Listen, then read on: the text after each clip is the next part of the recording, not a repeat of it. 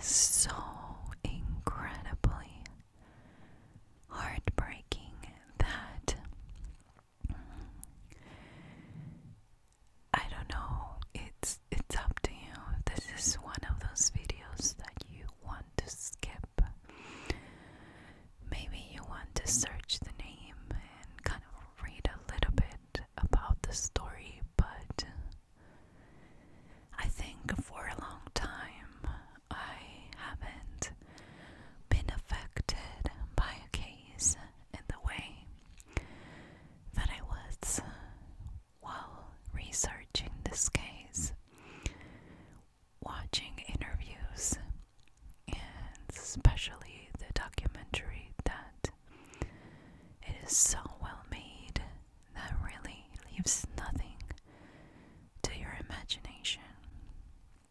So, having said that, I think it's important that even though two people lost their lives, I think it's still important to spread the message of better laws and better understanding of, and I'm not getting political, but some inequalities, because your position at work, your degree in college, and your race.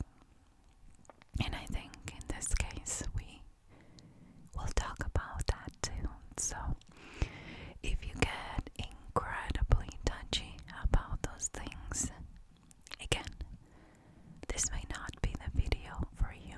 Today I am dressing like an Eskimo because the winter here, it's been in the 50s and all of a sudden we're freezing.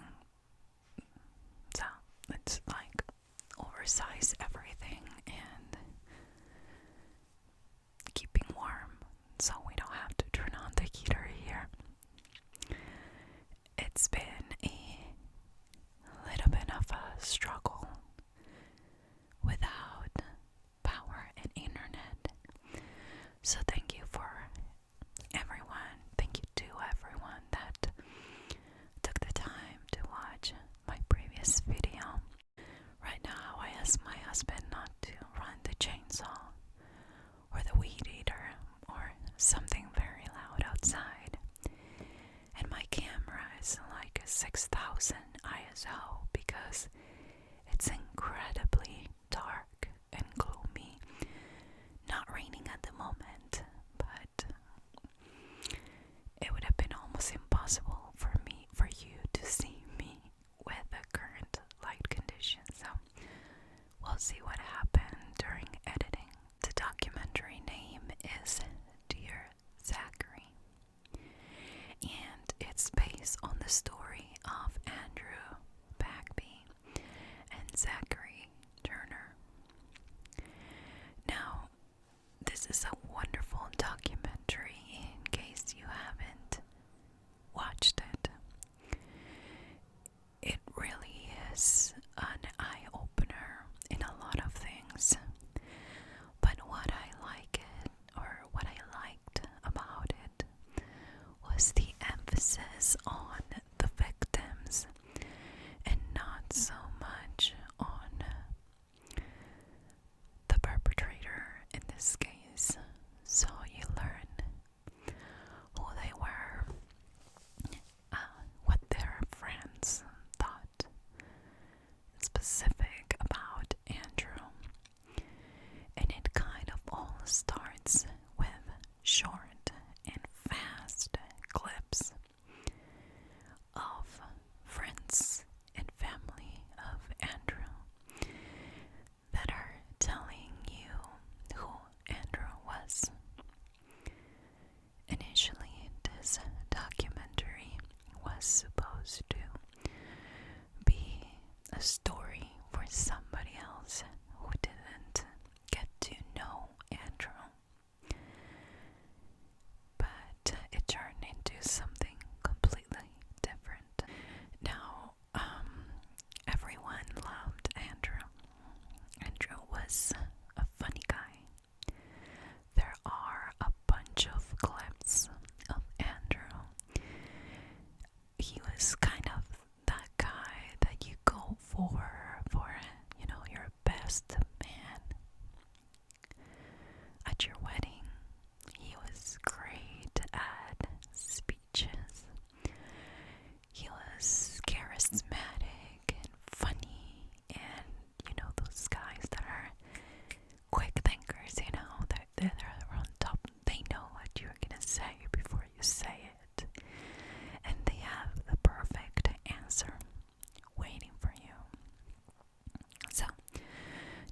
Needless to say, everyone loved him, and it kind of goes over also what these people were doing when they learn about what happened to Andrew, which I'll explain. He was Eagle Scout, Andrew, by the age of 15, and if you know anything about the Boy Scouts, you know that it's not very easy to get there by the age of 15. And it was interesting that, he was kind of the kind of guy that knew a little bit of everything, but still was social. And it was mentioned in the documentary that his house, even being the only child, was the hangout spot for the school people, friends. I mean, you name it, I know when I was in high school, I had a friend, her name is Vicky, and I'd go and, spend most of my time there. We lived like 6 blocks away from each other, but we never wanted to hang out at my house. Her house was the spot. Her parents would make you feel welcome, and they would keep an eye on you, but not really mean like those parents that want to be part of the group. And I think that in Andrew's case, that was kind of the same idea. Andrew's house was a house of rules, but also a house of love, and his parents took the time to keep an eye on the kids, but at the same time gave them enough freedom to enjoy spending time there. Needless to say, during the documentary, you see different interviews with the parents, and they are the sweetest people you'll ever meet. They are like sweet and caring and understanding, and you kind of get the idea that Andrew had the perfect role models to be the kind of guy that he was, and kind of inherited that charisma and sweetness and I don't know, all those good things from his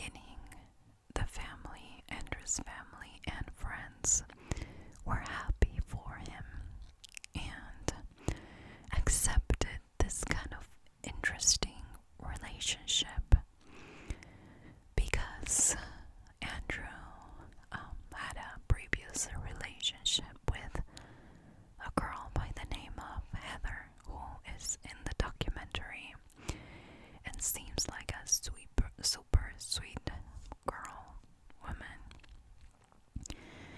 They were engaged and they broke it off. And Andrew was heartbroken for quite a while, so when Shirley came up, his family and friends thought that it would be a good distraction from his sadness and regrets regarding his previous relationship. In case you were wondering, Shirley was 40 years old and Andrew was 28. His family knew from the beginning that Shirley was not his type. And I think they mean more for, I don't know, some personality perspective, but I'll give you an idea anyways of both.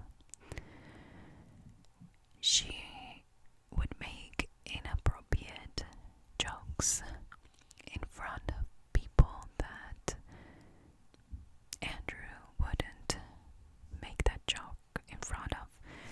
And he being very funny and smart, I don't think he would have made those jokes anyway. They were kind of sexual and vulgar and not something that you expect from a mature 40-year-old woman. That's where I'm gonna leave it. Physically, how can I say this? She was 40-year-old woman, but she was not J-Lo in her 40s or, Beyonce in her 40s, She looked her age and maybe a little bit older. So at one point, the family and friends were not sure how they made that connection between them. The one thing that they noticed is that maybe Andrew loved her attention.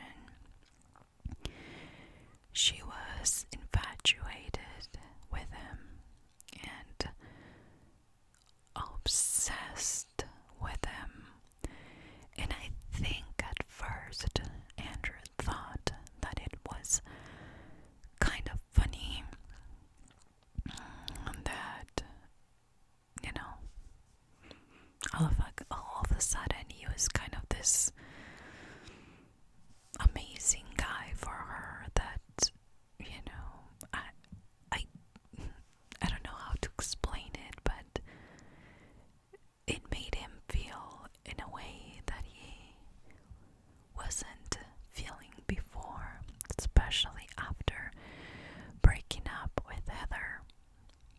But I think that after a while it stopped being funny and stopped flattering him so much, or he stopped feeling that way anyways, and realized that it was a little bit deeper than that. Now let me tell you a little bit about Shirley that was not shared in the documentary. Shirley got married with her first husband and they had 2 children.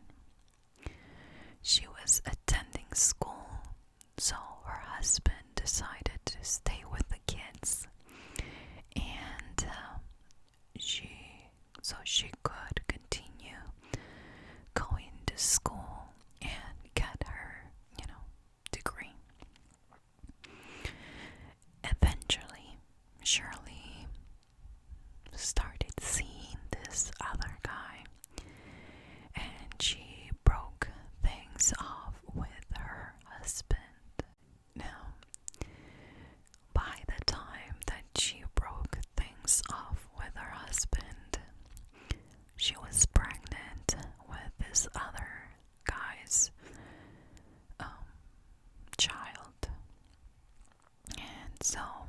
was kind of a big deal. On, around October 1993, she was accused of mentally and physically abusing two of her children. She was allegedly using a belt to discipline them, but eventually the case was dropped, even though they even had witnesses that were there while this abuse was happening. Now, she kept the kids, and that's why those allegations of abuse with two of them, or to two of them. But after the charges were dropped, she decided to send her oldest daughter with her dad and her younger kids to go live with grandparents. You have to understand that this was not something that was easy, though. The dads, or at least I know one of them, fought really hard for those kids. But Shirley always kind of continued to fight over her children. The interesting part, though, is that she'd fight for them just to give them away whenever she felt like it. And to be honest, it made me feel like she just wanted to win everything. Not because she wanted her children, or not because she wanted a prize, but because she couldn't conceive the idea of losing, especially to one of those guys. But then, after fighting and spending money and time in court, she got rid of them. Like, she actually didn't care about her children and kind of disappeared from their lives, which is a blessing in disguise, in my opinion. But she was kind of crazy all around, or that's what it seems like. There was a report, there's a few of them I have here, this was in 1999, by a residency supervisor who described her as hostile, very rude, yelling a lot. She was always accusing somebody, overall crying and making scenes. And this was not only with her, co-workers, but with her, supervisors, and even with patients. So I can't even imagine a healthcare provider yelling at me because I'm asking her a question about my blood test. But apparently, according to this report, she'd pick up fights with anybody.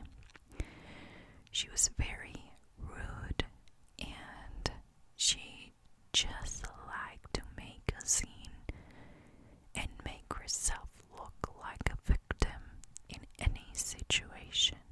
Then there was another report. A year later, a resident physician with another practice was kind of reporting the same behavior. He said that she was problematic, always late to work, never got along with patients. I mean, I'm not talking about co-workers. How can you not get along with a patient that comes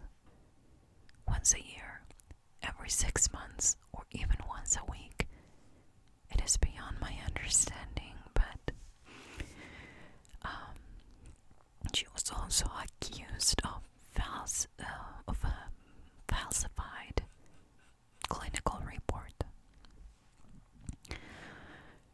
She had several altercations. She would make scenes, and he described her as very immature and unstable. Part of the report said that they were concerned about her approach in confrontation, that people were scared of talking to her, especially if they were alone, that she was very confrontational, manipulative, and would turn things around to make it look like it was somebody else's fault. A liar too is part of that report. She was kind of, the one of a kind. Let's call her like that. I mean, can you even imagine being a patient terrified of talking to your healthcare provider? I mean, talk about being scary. There are several reports of patients who didn't want to talk to her in private, and other reports that say that she was being intimidating, and I'm trying to remember one of the things that they said, but basically people didn't want to disagree with her or say something to her when she did something wrong, because they were terrified of what she would do to them. In 1996, when she was 37, remember, this is part of her background for your information to keep in mind so we can keep going with Andrew's case. In 1996, she was 37 years old, and she was dating this 24-year-old guy. Apparently, they broke up, and she started harassing him. She would call him non-stop, all day, all night. And on November 1997, she confronted him and hit him in the jaw with her high heel.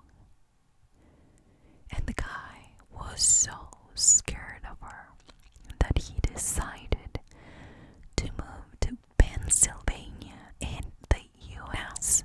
What would a crazy psycho do? Move to Pennsylvania with the guy? I mean, sure. So she did. Not with him, but following him. And she showed up in his apartment repeatedly. He reported this appearances every single time to the police. But she was a professional healthcare worker, a doctor, and she knew how to manipulate the situation, so she just got away with it. The police didn't do anything to her.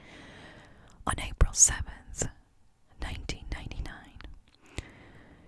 this guy, the ex-boyfriend, found her unconscious in front of his house in the lawn, wearing a black dress. Okay, picture this in your head, okay? This 37-year-old woman wearing a black dress, holding a bouquet of red roses, and she had two last notes, let's call them like that, like the kind of note that you write when you're gonna do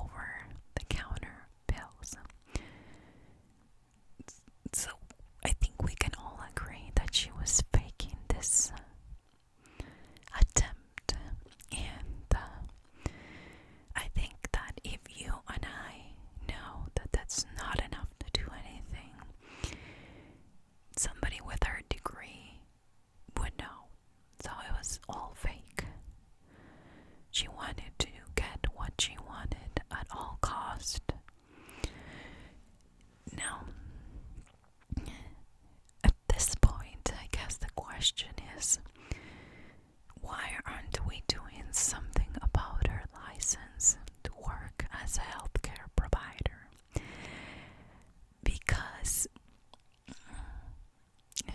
I don't think this is your typical behavior for somebody you want to trust your life. You know, too. She was, and I'm not talking about the pills themselves, but I'm talking about how are we going to trust this woman with her professional advice when she's harassing people moving out of the country, following them, faking what she was faking in front of his house, dressing the way she was. I mean, isn't that an indication that maybe she needs to be psychologically evaluated? Well, apparently not, because she was rushed to the hospital, treated for an overdose, and then released. Like, thank you for coming. Come back soon, or I don't know. So then, this ex-boyfriend that found her receives a call saying that she passed away.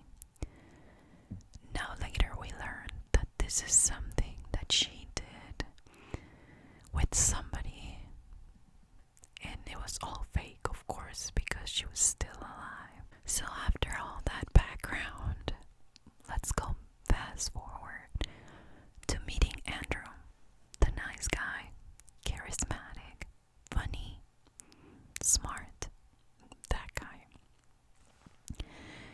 who at the time had a broken heart and was very vulnerable. So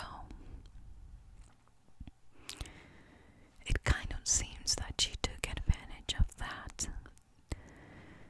And it was said, I didn't know him, so I can't, confirm this, but that his family and friends believe that if he wasn't in that position, maybe he wouldn't have even considered her as a,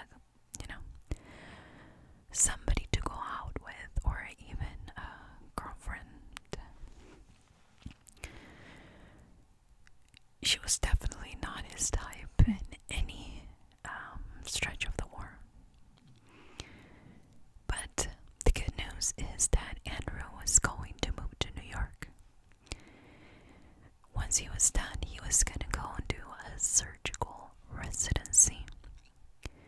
And she decided to move to you guessed it, United States. But she actually moved to Iowa. Andrew decides that surgical things were not for him, and that he was more of a family medicine kind of doctor. So he moves to Pennsylvania. It seems like all of our exes like to move to Pennsylvania. But he actually moved to complete a residency in family medicine. And again, he wasn't into the surgical thing, so this was a better fit for him. He loved it there. I mean, he loved his job. He was good with families, with friends, with kids, connecting with his patients, and kind of the opposite of what Shirley was. He also finds this time kind of to be something to start over. He makes new friends, and it's described this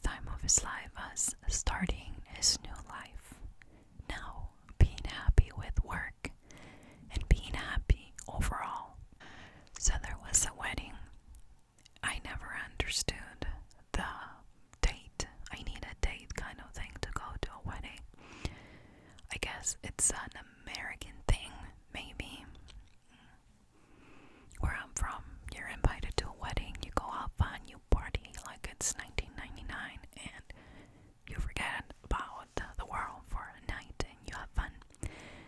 You meet people. Maybe you'll find somebody, it's not a big deal. You can go be single in a wedding.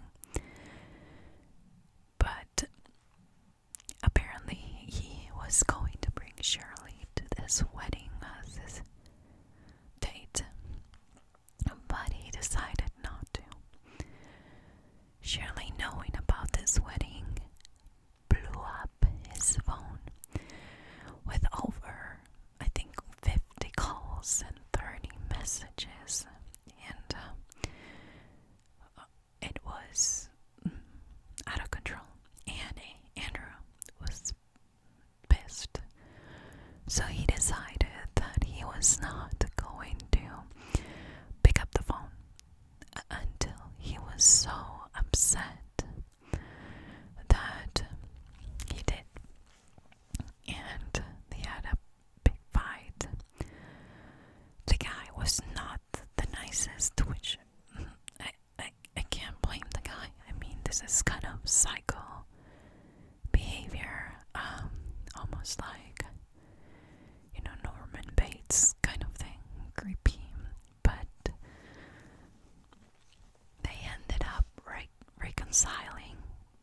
They got back together, and they ended up going to another wedding. Remember, best man, funny guy, great speeches. He was your go-to guy for the summer weddings. So I'm itchy. I have so many wool sweaters. I have 3. Literally, I am so thick. They are so thick that sometimes I start itching some of that wool. Back to the wedding. They were at this wedding, and Shirley was out of control. I mean, she was all over him. I'm just going through my notes. She had some inappropriate behavior.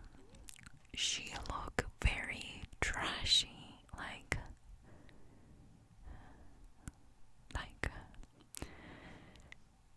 kissing him, like in a very kind of sexual manner. She would do these sexy dances. I mean, like my daughter would say, cringe. Embarrassing. I don't know how to say it. But she behaved like a drunk 18-year-old who shouldn't be drinking. And it was said that when she got into the dance floor, people would empty it, and she'd be dancing by herself because of how scary she was behaving. Imagine that. Now, she also was kind of trying to pick up a fight with the bride. She was accusing her of flirting with Andrew when she asked if he needed a drink. I'm assuming that Shirley was being loud and inappropriate, and that Andrew was kind of rolling his eyes and being annoyed by her behavior. And maybe the bride said, you need a drink. Let's go get a drink.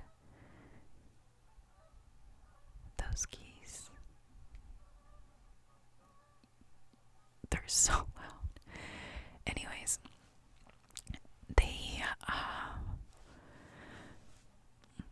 it was just a drink, and the girl is getting married, for goodness sake. I mean, I'm assuming that the bride was younger than Shirley. I'm assuming that she, I don't want to say breed here, but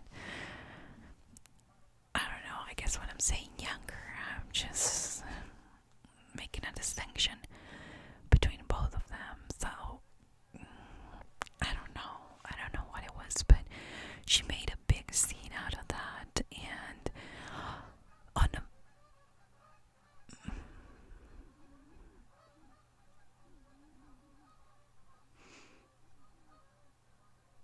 go.